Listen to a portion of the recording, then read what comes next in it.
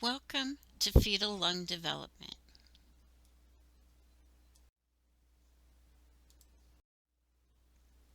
Fetal lung development.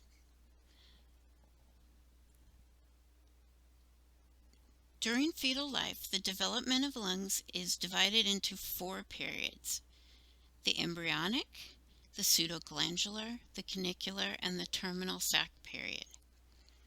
We'll start by talking about the embryonic period. The embryonic period encompasses the developmental events that occur during the first 5 weeks after fertilization. The lungs first appear as small buds arising from the esophagus on the 24th day of embryonic life.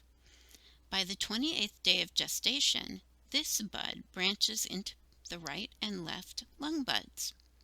Between the 30th and 32nd day, primitive lobar bronchi begin to appear, 2 on the left lung bud and 3 on the right lung bud. By the end of the 5th week, cartilage can be seen in the trachea and the main stem bronchi, and they are surrounded by cellular mesodurum, which gradually differentiates into bronchial smooth muscle, connective tissue, and cartilage plates. Next is the pseudoglandular period. This includes developmental processes that occur between the 5th and the 16th week of gestation. In the 6th week, all segments of the lungs are present and the subsegmental bronchi are well established. The subsegmental bronchi continue to undergo further branching, and by the 16th week, all subsegmental bronchi are present. By the 10th week, ciliated columnar epithelial cells, a deep basal layer of irregular cells, and a primitive basement membrane have appeared in the conducting airways. Goblet cells also start to appear in the trachea and the large bronchi. Between the 10th and the 14th week, there is a sudden burst of bronchial branching. It's estimated that as much as 75% of the conducting airways develop at this time.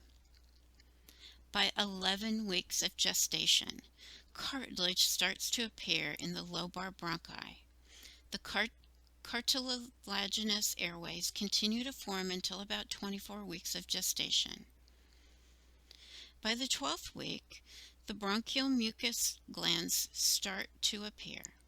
Immature smooth muscle cells are also noted at this time in the pulmonary arteries, and as the tracheal bronchial tree develops, new bronchial glands form until the 25th and 26th week of gestation. At birth, the concentration of bronchial glands is about 17 glands per square millimeter. In an adult, the concentration drops to about 1 gland per square millimeter as a result of bronchial elongation and widening. By the 16th week, there are about 20 generations of bronchial airways.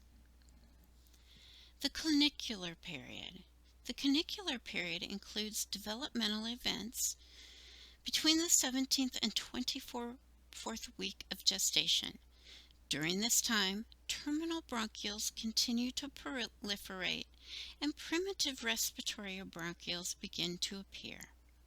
The lung mass becomes highly vascularized and the lung lobes are clearly recognizable.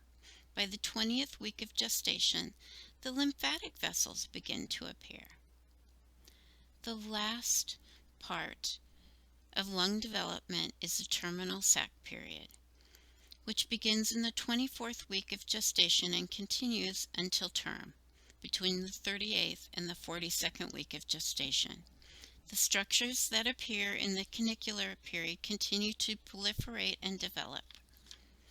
The entire acinus, or alveoli sac, which includes alveolar ducts, alveolar sacs, and alveoli, develop. The type 1 and type 2 alveolar cells can be identified, and pulmonary surfactant begins to appear. Although pulmonary capillaries begin to appear as soon as the 24th week, the air-blood interface between the alveoli and pulmonary capillaries is poorly defined. Between the 26th and 28th week of gestation, the air-blood interface and the quantity of pulmonary surfactant begin to be sufficient enough to support life outside the womb. By the 34th week, the respiratory acini are well developed. The smooth muscle fibers in the conducting airway begin to appear during the last few weeks of gestation, and these muscles continue to mature after birth.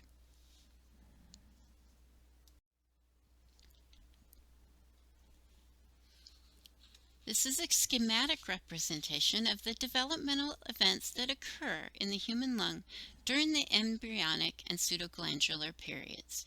You can see the lung bud that first appears in the pseudoglandular period.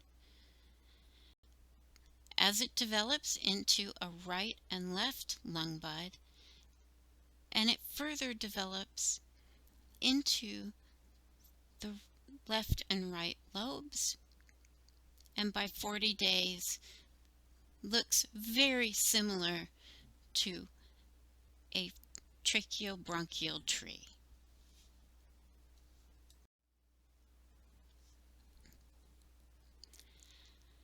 I want to take a moment to talk about the fetal fluids that happen during birth.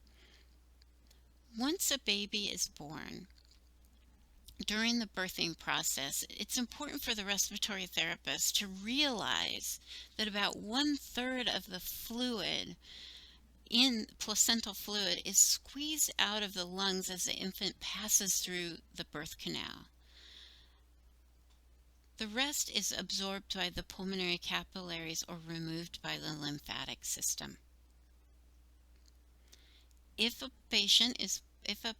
baby is born by C-section, it's a little harder for the young neonate to get started because it doesn't have that process of being squeezed through the birth canal.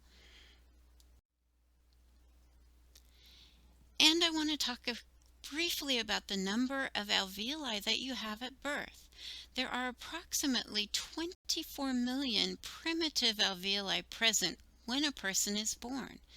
This is only about 10% of adult gas exchange unit. The number of alveoli continue to increase until about 12 years of age.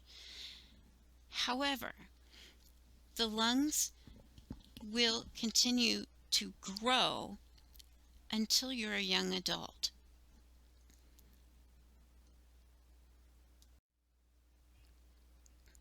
Normal vital signs for a neonate are a respiratory rate of 35 to 50 a minute, a heart rate of about 135 to 150 a minute, a blood pressure of 60 to 40 or 70 over 45.